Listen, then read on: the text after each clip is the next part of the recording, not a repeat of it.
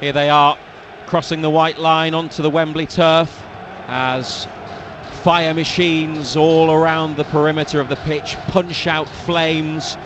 The Newcastle United War Flags group have passed a giant banner up to the top of the lower tier, which has got a nod to some of the previous trophy successes that the club has had over the years. Long time ago, obviously, a white banner with some images of some of the cups Newcastle won in the past, and there is a banner on the pitch with the black and white of Newcastle United, the club crest.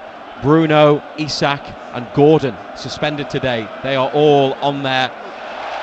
And now it's time. Newcastle United's 17th appearance at Wembley.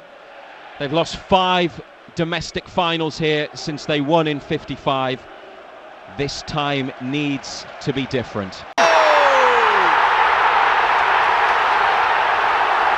the boy from Blythe! What a header! It's Shearer-like. Was there a man for whom it was so obviously written?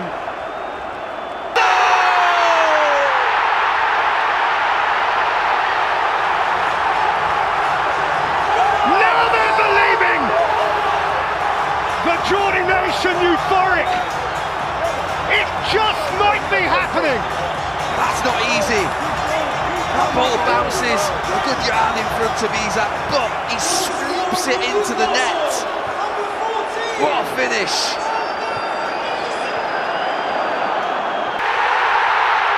At last! At long, long last! Newcastle United are winners! The Geordie nation has its hands on a trophy! Eddie Howe can walk on the River Tyne! 56 years since the last time, 7 long decades since last. They painted Wembley black and white. The curse is broken. The famine is at an end.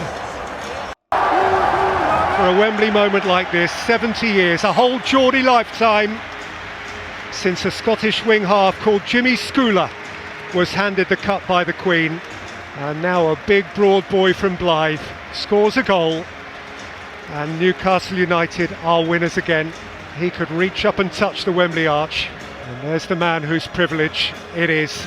Kieran Trippier, captain when they lost a couple of years ago, but ready to share the moment. A winner's medal, and behind him the trophy. I'm delighted for Eddie Howe, I really am. For the first time since forever. Carabao Cup. In glorious black and white, the winners are Newcastle United. Newcastle's day, and boy is this going to be Newcastle's night. Shares in Newquay Brown are rocketing. Big market is where it's at, and let tomorrow morning look after itself. Brilliant, absolutely brilliant. Not what we expected at the start of the day, but those Newcastle fans, I drove up this morning, thousands of them on the motorway, taking them 5 and 6 hours to get here, and their dreams have come true. Well, Mark, for how many years, for our lifetimes, we have asked ourselves the question rhetorically and out loud, what will it be like when Newcastle finally win one? We're finding out. The cheers you can hear are because the pictures you are seeing, the Newcastle fans are seeing as well. So they saw the engraver Les putting Newcastle United onto the trophy. They see Dan Burn holding up his winners 25 shirt, it's got Sam Fender written underneath as well. They are seeing exactly what people are seeing at home. Yeah, no, fantastic. You know, they've waited a long, long time.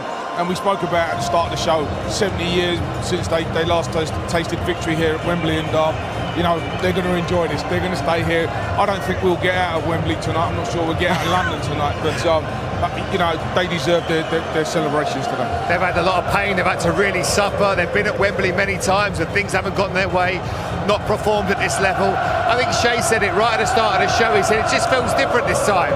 2 years ago they were here, it was almost like they were making up the numbers, but from minute one, I remember Bruno Guimaraes running onto the pitch before the game started. I was like, wow, he means business, and so did his team. They won every second ball, they were much better in possession, they got all the right details of the set pieces, they exploited Liverpool's weaknesses, and they were fantastic today. I must admit, so you have to congratulate them. Did it surprise you? I mean, Jamie Carragher said they battered Liverpool today. Did it surprise you how dominant they were for large periods of that game? I think the energy levels seemed to be higher than Liverpool. Obviously, Liverpool had extra time midweek at Paris Saint-Germain. I was saying to Jamie off air, I was surprised that Arne Slot didn't change it against Southampton between the two Paris Saint-Germain games to freshen his squad up.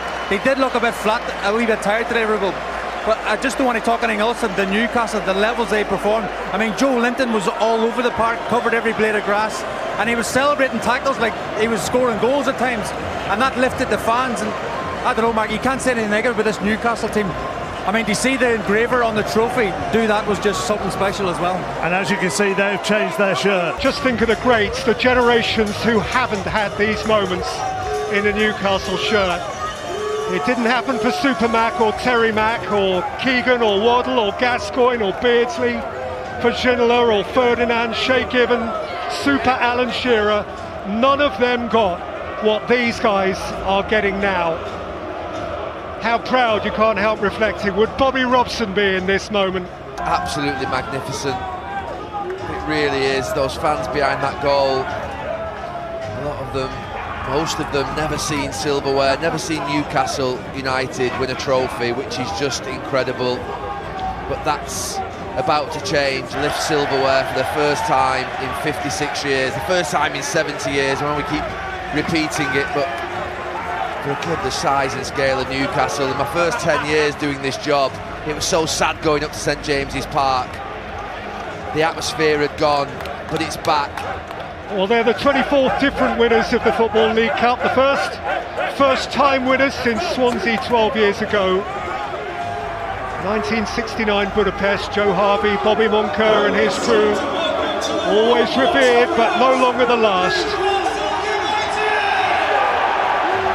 And for a Wembley moment like this, 70 years, a whole Geordie lifetime.